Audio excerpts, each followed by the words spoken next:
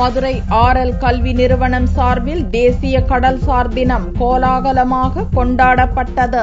Madurai RL கல்வி நிறுவனத்தில் தேசிய கடல்சார் தினம் கொண்டாடப்பட்டது. வியாழக்கிழமை நடந்த நிகழ்ச்சியில் RL கல்லூரி முதல்வர் சுப்பிரமணியன் தலைமை வகித்தார். துணை முதல்வர் சந்திரசேகர் வரவேற்றார்.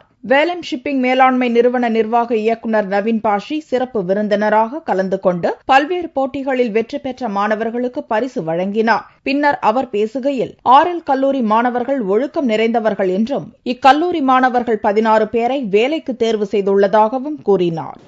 We had 700 odd applications. We have actually shortlisted about 144 or 145 boys.